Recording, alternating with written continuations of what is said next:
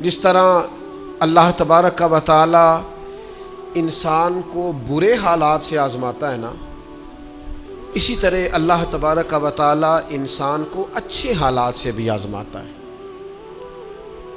وَنَبْلُوكُمْ بِالشَّرِّ وَالْخَيْرِ فِتْنَةً، اللہ فرماتے ہیں ہم تمہیں اچھے اور برے حالات سے آزماتے ہیں۔ یہ جو بہت اچھے حالات ہوتے ہیں یہ بھی آزمائش ہوتے ہیں۔ جب بہت زیادہ دولت ہوتی ہے تو پھر بھی آزمائش ہوتی ہے، بہت زیادہ شہرت ہوتی ہے تو پھر بھی آزمائش ہوتی ہے، بہت زیادہ چاہنے والے ہوتے ہیں تو پھر بھی آزمائش ہوتی ہے۔ اچھے حالات سے بھی یہ بندہ آزمایا جاتا ہے اور برے حالات سے بھی۔ بلکہ میں آپ سے عرض کروں، غریبوں پر آزمائش کم ہوتی ہے، امیروں پر، مالداروں پر، مشہور لوگوں پر آزمائش۔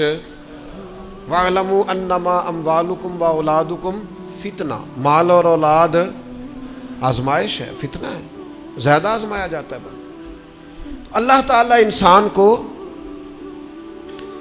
آزماتا ہے۔ اب کرنا کیا ہے؟ اب کرنا یہ ہے کہ آزمائش کے لیے ذہنی طور پر تیار رہنا ہے۔ یہ جو دنیا ہے یہ مومن کے لیے قید خانہ ہے۔ جو لوگ آپ کو بڑے سکھی بھی نظر آتے ہیں نہ، ہو بڑا پروٹوکول ہے، بڑے آ رہے ہیں بڑے جا رہے ہیں، ان کے بھی کبھی قریب ہو کے دیکھیں گے تو دکھ مل جائیں گے آپ۔ بلکہ میری ایک بات یاد رکھیے گا، جتنا بندہ بڑا ہوتا ہے اس کے دکھ بھی اتنے بڑے ہوتے ہیں۔ ایک ٹائم ایسا آتا ہے جب آپ کو صرف سننی ہے، آپ کسی کو سنا سکتے، سارے تو آپ سے مشورہ لے رہے ہیں تو آپ کس سے لیں؟ سارے آپ کو دکھ سنا رہے ہیں تو اب آپ نے کس کو سنانے ہیں؟ سارے تو اپنی باتیں آپ سے کر رہے ہیں تو آپ نے اپنی بات۔ تو جتنا بندہ بڑا ہوتا جاتا ہے اس کے دکھ بھی اتنے بڑے ہوتے جاتے ہیں۔ اس لیے حالات کا اتار چڑھاؤ تو انسان کے ساتھ رہے گا، کوئی امیر رہے گا، کوئی۔ مجھے بتائیے مزدوروں کی ضرورت ہے کہ نہیں دنیا میں؟ تو اگر سارے ٹھیکیدار ہو جائیں گے تو مزدوری کون کرے گا؟ لیڈر اگر سارے بن جائیں گے تو کارکن کون بنے گا؟ سارے امام بن جائیں گے تو مقتدی کون بنے گا؟ سارے استاد لگ گئے تو شاگرد۔ تو اللہ تعالیٰ نے یہ نظام بنایا بھائی۔ لیکن بس ایک بات ذہن میں رہے کہ کوئی بھی مالدار کسی غریب کو حقیر نہ سمجھے۔ اب مراتب کا اتار چڑھاؤ ہے، اس میں بھی پریشان نہیں ہونا چاہیے، یہ اللہ تعالیٰ نے بنایا ہے۔ اور اگر قرآن مجید کی جو آیت جو لفظ میں پڑھنے لگا ہوں، اگر یہ آپ سمجھ جائیں نا اور اس پر ایمان رکھیں پورے طور پر، تو پھر تو غریب آدمی کبھی پریشان ہو ہی نہ، پھر تو کہے جہاں میں ہوں بالکل ہوں۔ اللہ تعالیٰ نے قرآن مجید میں فرمایا وَلَوْ بَسَطَ اللَّهُ الرِّزْقَ لِعِبَادِهِ، فرمایا اگر اللہ تعالیٰ اپنے سارے بندوں کی روزی کشادہ کر دیتا، سب کا رزق اگر اللہ وسیع کر دیتا، لَبَغَوْا فِي الْأَرْضِ، تو زمین میں بغاوت ہو جاتی، یہ فساد برپا کرتے، بغاوت کر دیتے اگر سب کی روزی۔ کچھ لوگ کہتے ہیں جی میں غریب ہوں، تو میں کہتا ہوں زکوٰۃ تو نبی پاک نے بھی کبھی نہیں دی، حضور پر بھی فرض نہیں تھی، اتنا مال ہی کبھی جمع نہیں ہوا۔ اگر مال میرے بھائی بہت ہی زیادہ عظیم ہوتا تو سب سے زیادہ سیدہ فاطمہ کے گھر ہوتا، وہاں تو مہینہ مہینہ چولہا نہیں جلا۔ اگر دولت بڑی عظیم ہوتی تو سب سے زیادہ سید عائشہ کے حجرے میں ہوتی۔ نبی پاک علیہ السلام ہر کام آہستہ آہستہ کرنے کا حکم دیتے اطمینان سے، لیکن صحابہ فرماتے ہیں حضور کے پیچھے نماز پڑھی تو نبی پاک جلدی سے عصر پڑھا کے گھر گئے، جلدی سے، اور تیزی سے حضور واپس آئے۔ تو ہم نے عرض کی یا رسول اللہ صلی اللہ تعالی علیہ وسلم آج اتنی جلدی آپ گئے اور اتنی جلدی واپس آ گئے؟ تو محبوب فرمانے لگے نماز پڑھا رہا تھا تو مجھے خیال آیا کہ وہ گھر میں تو سونا کل بانٹ رہا تھا، آج میں تو ایک ڈلی سونے کی بچی ہوئی پڑی ہے، تو میں نے کہا زیادہ وقت نہ گزر جائے، وہ بھی میں جلدی سے جا کے دے آؤں، تو میں جلدی سے گیا ہوں۔ پیسے نہ ہونے پر پریشان ہو یار، نبی پاک نے تو انہیں قبول ہی نہیں کیا، پسند ہی نہیں فرمایا۔ دولت، عہدہ، شہرت، اس کے بارے میں پریشان ہو، اللہ کہتا ہے یہ سب کا وسیع ہوتا تو زمین میں فساد ہوتا۔ لہذا مقصد حیات کو سمجھو، صرف عہدے کا اوپر نیچے ہونا یہ کمزوری کی علامت نہیں ہے، اپنے آپ کو اس سے نکالو۔ اگر اللہ تبارک و تعالیٰ نے کہیں رکھا ہے انسان کو تو یہ اس کے لیے فائدہ مند چیز ہے۔ پھر ایک بات یہ ہوتی ہے، بہت سارے دوست آ کے پوچھتے ہیں جی میں جو کام بھی کرتا ہوں ناکام رہتا ہوں، جو کام بھی کرتا ہوں پیچھے رہ جاتا ہوں، جو جدوجہد بھی کرتا ہوں میرا کام آگے نہیں چلتا۔ حضرت عیسیٰ علیہ السلام نے نہ گھر بنایا نہ نکاح فرمایا، ایک پیالہ تھا ہاتھ میں، ایک دن انہوں نے دیکھا کہ ایک آدمی چلو سے پانی پی رہا تو پیالہ بھی صدقہ کر دیا۔ وہ ایک اینٹ کا تکیہ رکھتے تھے، ایک دن انہوں نے ایک شخص کو دیکھا کہ بازو بچھا کے اس نے تکیہ بنایا ہوا ہے تو وہ اینٹ بھی کسی کو دے دی، تیرے کام آ جائے گی۔ اس خلوص کے ساتھ انہوں نے دین کی تبلیغ کی، لیکن قوم نے کیا کیا؟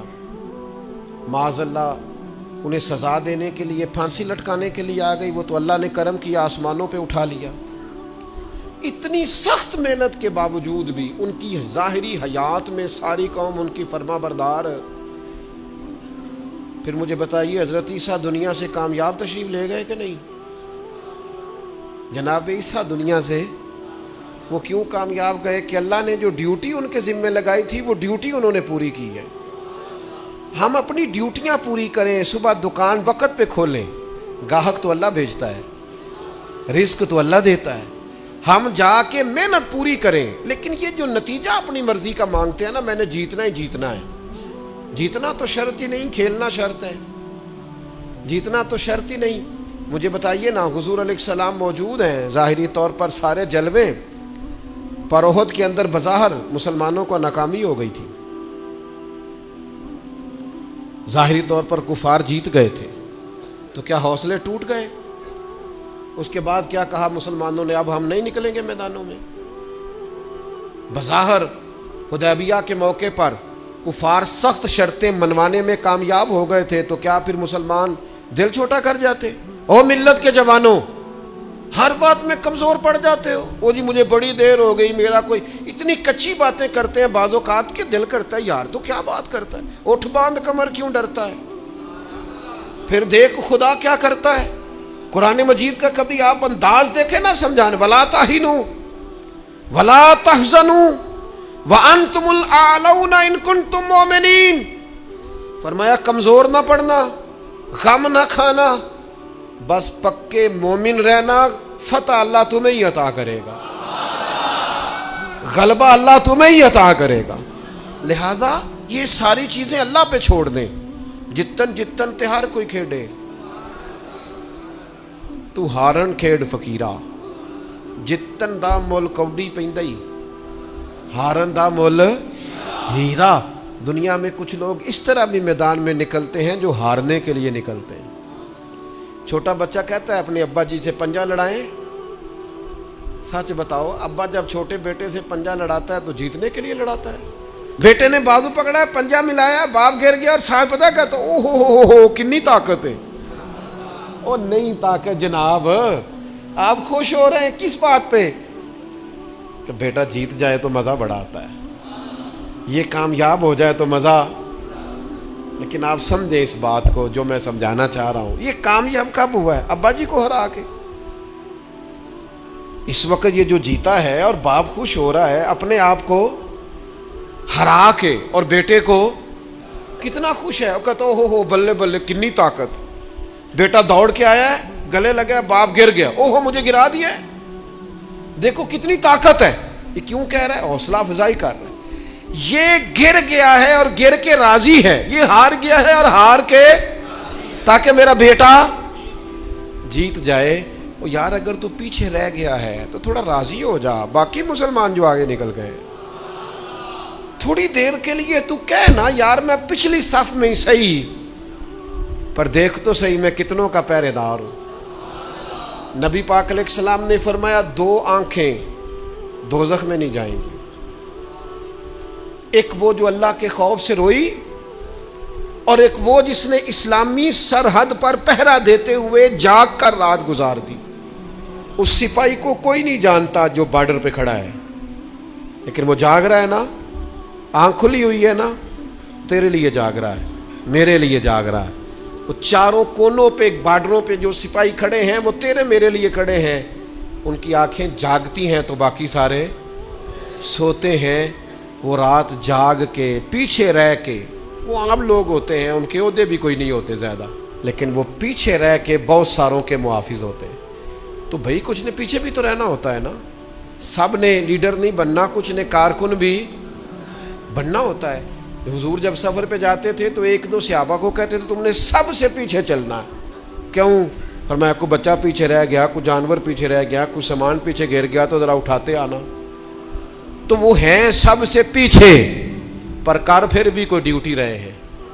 چلو ہم کچھ بندے پیچھے نہ رہ جائیں، جتن جتن ہر کوئی کھیڈے، تو ہارن کھیڈ فقیرہ، جتن دا مل کوڈی پیندائی، ہارن دا مل ہیرا۔ تو میرے بھائی یہ مراتب میں اگر کمی بیشی ہو جائے تو اس پہ کمزور ایک خاص چیز آپ سے عرض کرنے لگا ہوں، اور یہ شاید پہلی دفعہ میں ایسا کروں گا۔ میرا دل کرتا ہے آج میری گزارش ہوگی، میں آپ سے طلب کروں گا، مہربانی کریں آج نہ اپنی زندگی کی پچھلی ساری کوتاہیاں یاد کریں، سستیاں یاد کریں، کہاں کہاں ہم نے جان بوجھ کر اپنی جان پہ ظلم کیا ہے، پیچھے رہ گئے، اس کو یاد کرنا ہے آج۔ یہ میں نے بھی آج یاد کرنا ہے، آپ نے۔ اور پھر ایک اور چیز آپ سے مانگنی ہے، یہ آپ نے ضرور کرنا ہے۔ آج آپ نے پچھلی کوتاہیاں یاد کرنی ہیں، اور آج اللہ سے اور اپنے آپ سے ایک وعدہ کرنا ہے کہ مالک ایک زندگی میں ڈیوٹی ہم ضرور کریں گے، وہ چاہے ہم یہ ذہن بنا لیں کہ ہم نے اپنے دوستوں کو نمازی بنانا ہے، یا یہ ذہن بنا لیں او پنڈ دے وچ نا بی بی نو طلاق ہو گئی یا خامد فوت ہو گیا تو اس کے والد نے کہا کہ تیرا نا پھر نکاح کرنا ہے، شادی کرنا ہے۔ میں کہ نہیں ابا جی ان نہیں۔ اب پتر پھر عمر کی میں گزرے گی؟ اس آخیا میں نہ ارادہ کر لیا، میں ان ساری زندگی قرآن پاک پڑھانا ہے بچیاں۔ اس طرح کی میں نے درجنوں بیویاں دیکھی ہیں دیہاتوں میں، ساری زندگی اب میں قرآن۔ کوئی انہوں نے مقصد تو بنایا۔ نبی کریم علیہ السلام نے فرمایا قیامت کے دن اللہ تعالیٰ لوگوں سے فرمائے گا، سب سے پہلا سوال لوگوں سے، مختلف احادیث میں مختلف سوال ہیں جو سب سے پہلے ہو۔ اس حدیث میں فرمایا اللہ قیامت کے دن سب سے پہلا سوال بندوں سے یہ پوچھے گا مجھ سے ملنے کو جی چاہتا تھا؟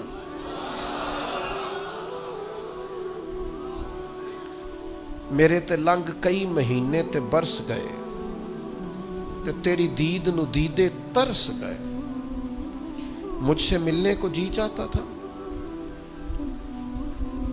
میں آپ کو بات عرض کروں، مزہ نہیں آ جائے گا رب رسول کو دکھڑے سنانے کا؟ لطف نہیں آ جائے گا ان کی بارگاہ میں بیٹھ کے حال دل عرض کرنے کا؟ کیا منظر ہوگا، کیا رنگ ہوگا، کیا انداز ہوگا؟ خدا خود میر مجلس بود۔ کریم فرماتے رب بندوں سے فرمائے گا مجھ سے ملنے کو جی چاہتا تھا؟ عرض کریں گے مالک بڑا ہی چاہتا تھا۔ اب وہ کریم ہے نا، دریائے رحمت جوش پہ ہے، تو حضور فرماتے ہیں دوسرا سوال رب فرمائے گا یہ تمہارا مجھ سے ملنے کو کیوں جی چاہتا تھا؟ یہ کیوں جی چاہتا تھا بھلا مجھ سے ملنے کو؟ یہ انداز دیکھیے۔ تو حضور فرماتے ہیں بندے عرض کریں کہ مالک اس لیے جی چاہتا تھا کہ تو بڑا ہی کریم ہے، بڑا مہربان ہے، بڑا ستار ہے، تو بڑا غفار ہے، تو بڑا معاف کرنے والا ہے، تو بڑا عطا کرنے والا، تو اپنے بندوں سے بڑا پیار کرنے والا ہے، تو ودود ہے، تو رؤوف ہے، تو رحمان ہے، جی چاہتا تھا تجھ سے ملے۔ تو رب فرماتا ہے اس لیے جی چاہتا تھا کہ میں مہربان بڑا ہوں؟ ہاں۔ تو کریم فرمائے گا جاؤ پھر فرشتوں گواہ ہو جاؤ، میں نے ان سب کے لیے جنت کا فیصلہ فرما دیا۔ اللہ فرماتے تم کیا سمجھتے ہو تمہیں بیکار پیدا کیا ہے؟ انسان کو اللہ نے بیکار نہیں بنایا۔ پہلی بات تو یہ سمجھ میں آ گئی کہ آیا کہاں سے ہے، بنایا کس نے ہے، بھیجا کس نے ہے، اور پھر بھیجنے والا کہتا ہے میں نے بیکار، ایک ذرہ بھی اللہ نے بیکار نہیں بنایا۔ ادھر دیکھو میری طرف دوستو، اس آدمی کو آپ سمجھتے ہیں نا بالکل مجذوب ہے، بالکل اس کی زبان سے رطوبت نکلتی ہے اور آنکھوں سے پانی نکلتا ہے اور ہاتھ پکڑ کر سڑک پار کرانا پڑتی ہے اور جس کو تم سمجھتے ہو نا کہ اس کو تو گھر کا ایڈریس بھی نہیں آتا، اس کی پشت پر اس کا پتہ لکھا ہے، جسے تم خیال کرتے ہو نا یہ بالکل ضعیف ہے، کمزور ہے، اٹھ نہیں سکتا، چل نہیں سکتا، قرآن مجید کی آیت کہتی ہے کہ بندہ بیکار وہ بھی نہیں ہے، تو وہ تو بالکل کسی کام نہیں، وہ تو گھر والے بھی لوگ اس کا مذاق اڑاتے ہیں، کوئی اہمیت نہیں، کوئی پوچھتا نہیں۔ تو یہ کیا ہے؟ پڑھو نا مشکات شریف۔ اللہ کے پیارے حبیب علیہ السلام نے فرمایا یہ جو تمہیں رزق دیا جاتا ہے نا، اور یہ جو تم پر بارشیں برسائی جاتی ہیں، یہ تمہارے ضعیف لوگوں کی برکت سے دیا جاتا ہے۔ میں کسی شخص سے بیزار نہیں ہو سکتا، کیونکہ ایک ذرہ بھی تو بیکار نہیں ہو سکتا، ایک ذرہ بھی تو بیکار نہیں۔ مجھے ایک دوست کی بات نہیں بھولتی،